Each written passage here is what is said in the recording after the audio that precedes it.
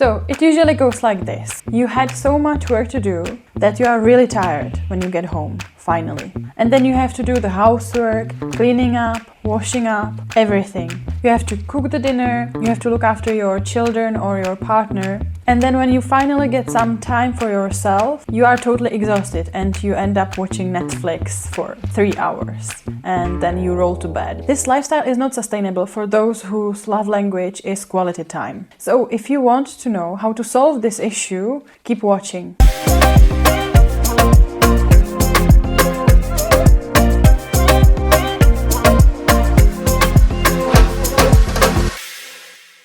Hello everyone and welcome to my channel. Today we are going to talk about how to show love to ourselves when our love language is quality time. If you don't know what a love language is, you can watch my previous video or you can just check it online, you can Google it. And if you don't know what your love language is, you can do this test, which I linked below. And you can do it online and it can help you to choose what your love language is. But honestly, I think that everybody needs some quality time, even though it's not your love language, and everybody needs time for themselves, even if you are extroverted, introverted, everything. So these tips can really help you how to become more yourself in your own skin. When we do something for ourselves, very often we feel that it's selfish. Like we are doing something forbidden. For example, when we plan to go on that holiday we wanted to go for years, we usually feel like maybe I just should compromise, I should go to where my family wants to go and I shouldn't be that selfish and I shouldn't go for my dreams. Or when we head outside to finally have some time for ourselves, then we sometimes think we should wash the dishes or something and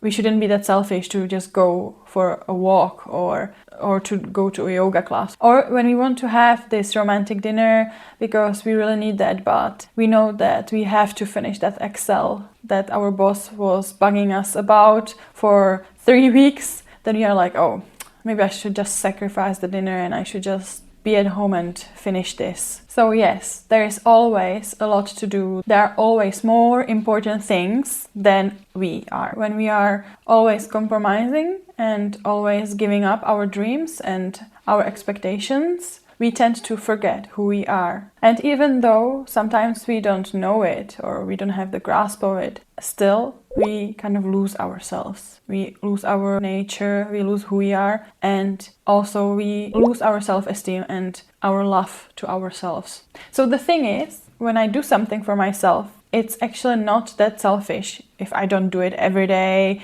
always, If in my life I give my space to others and if I try to work on my relationships with others, I also need to work on relationship with myself. If I do something for myself, which is actually good, then it's not wasted energy, it's actually an investment in my energy. And those who are satisfied with themselves, those who know who they are and that they spent their time well, those people can actually be more productive and bring better value in their relationships as well, because they connect with themselves and they know who they are and they have the energy and the kind of self-love. When we give ourselves what we need, then we can give to other people what they need. So the quality time, as I take it, you don't have to be alone necessarily. You can be also with other people. It's just about you choose who you are with and what you do, or you are happy with that. You are happy with the things around you. It can be going to see your friend as well as it can be going for a walk alone. And it doesn't have to be for long hours. Like if you are busy and if you don't have any time, 15 minutes are enough for doing what you want. When we say quality time or give time to yourself, then many people imagine day spent in a spa or getting a massage or something. For me, it's not like that because I don't like massages and I don't like spas. So this for me wouldn't be a quality time. This would be something that I need to do. So that's why I actually came up with 10 different things which you can choose from to kind of pamper yourself. So let's get started.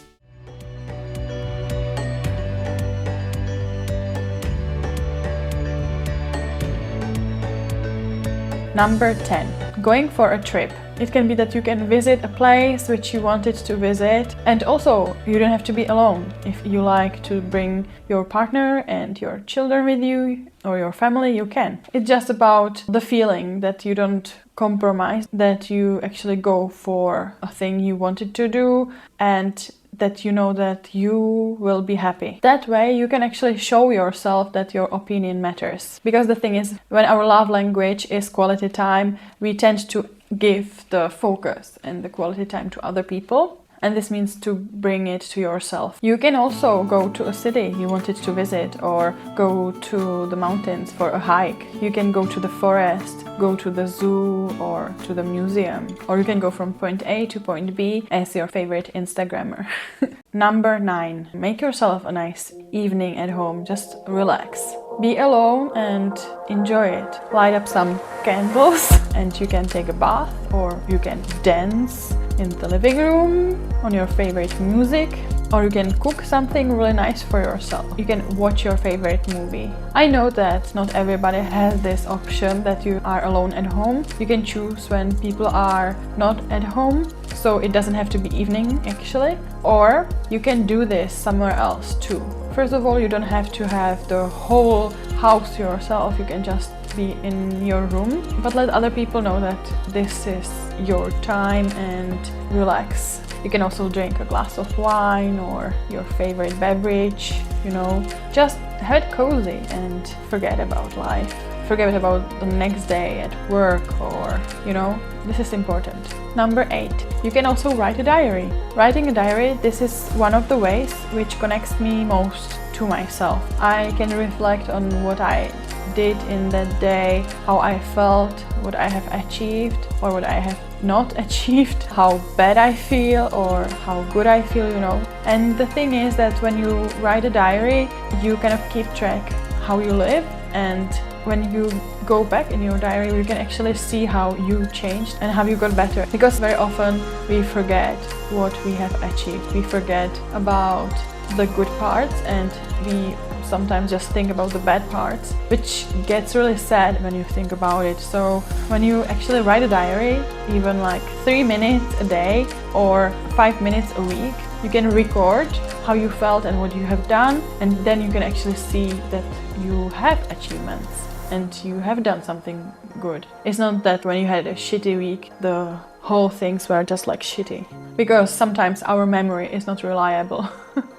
When I was in high school, I usually wrote a diary when I liked someone, just to express my feelings, just to get it out. And I think it really helped me. So until now I have a few diaries. It's just so nice to look back and to see like who I was and what I liked, or who I liked, and many of the stories I already forgot. So it's also really nice to, to connect you with your future self. Number 7. So you can do an activity which you always wanted to try. This is kind of very similar to the trip I mentioned before, but this is about the actual activity. It's not about the place. I always wanted to learn how to make videos, and that's why I'm actually doing this, to learn.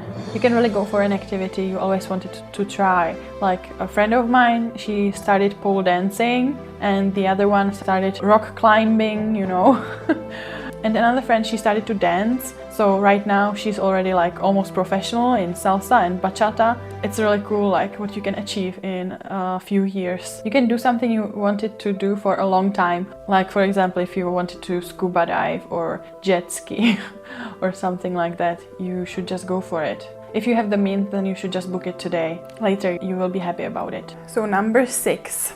You can go to the countryside. You can walk around and listen to the birds, enjoy the breeze and feel the bark of the trees when you touch it. You can just sit on the meadow and relax and look into the distance. Leave your stressful thoughts behind, because your problems won't run away if you don't think about them. They will still be there. So you don't have to think about them right now. Just enjoy that you are alive. Number 5. Do your favorite sport.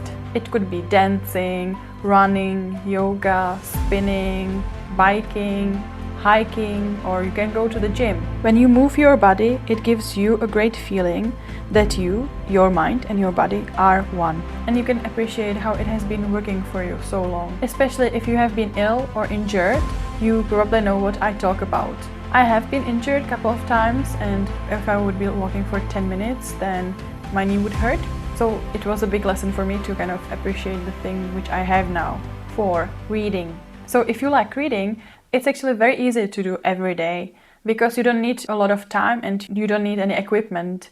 You just need a book and maybe glasses. Reading helps me to kind of relieve of stress, and especially with novels, I really like how it can take you to another dimension and to another world which you imagine in your mind. Reading is just another level. It's a really cool thing. So if you like reading, just don't forget about it, because right now we have, so many movies and YouTube and Instagram and so on. But reading, it can kind of help you improve your imagination, and the things which you see when you read, nobody can see them. So it's pretty cool. Number 3, painting. Painting is a really cool thing to do. A few of my friends, they spend their time, their quality time painting. And I really like how they can kind of make their imagination or their pictures that they see in their minds, they can make them real. Maybe not the same, it depends, but it's really cool. When you are painting, you don't need a lot of equipment, or you can even draw, right? And you don't need to be skilled, it's just that you choose it because you like to do it. Number 2, looking out of the window and breathing deeply. So this is really my favorite thing to do.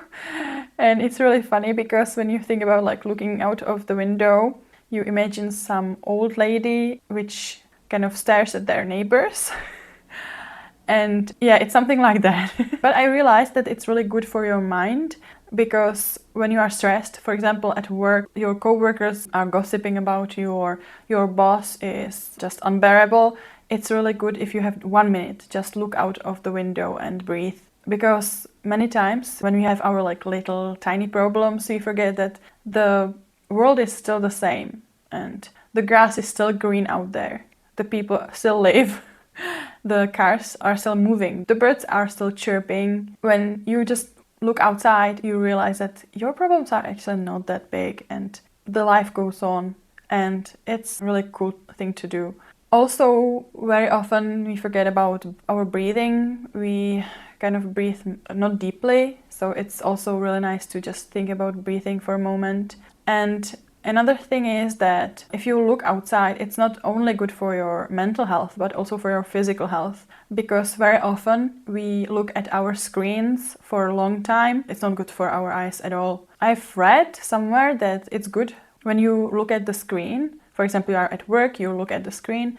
Then it's good when you, every 20 minutes, look further than 6 meters.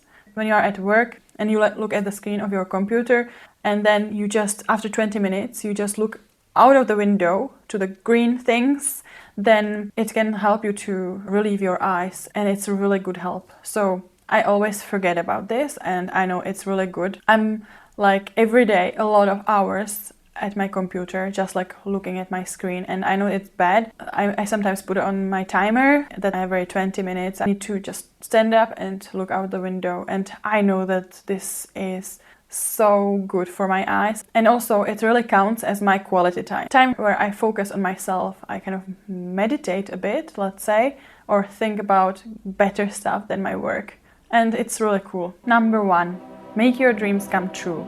This kind of sounds very similar to my previous tips about traveling or activities, but this is about goals. This is not about enjoying the activity, but this is about the goal. And the activity with it is connected. So for example, we can make our childhood dreams come true, or we can make our dreams which we have now come true. And this has a big impact on how we perceive ourselves. Usually dreams are big, and that's why we don't work for them very often.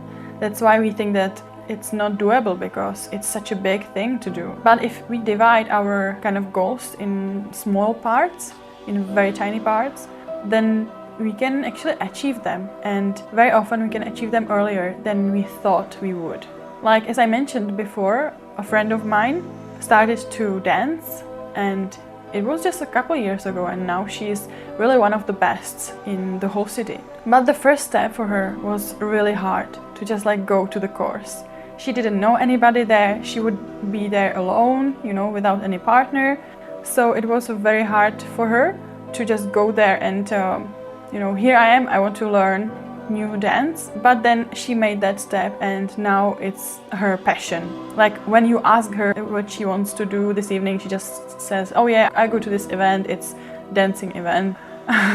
So her dream came true. And when we think about our quality time, how we spend it, we can actually give just 10-15 minutes a day to our goal, which we want to do, and I guarantee that you will just feel more like you matter, that your life is actually your life and you enjoy what you do. So for example, if you want to write a book, if writing is your passion but you never started because you know that writing a book is a long thing, is a long-term commitment, then just write a paragraph today or just write a sentence.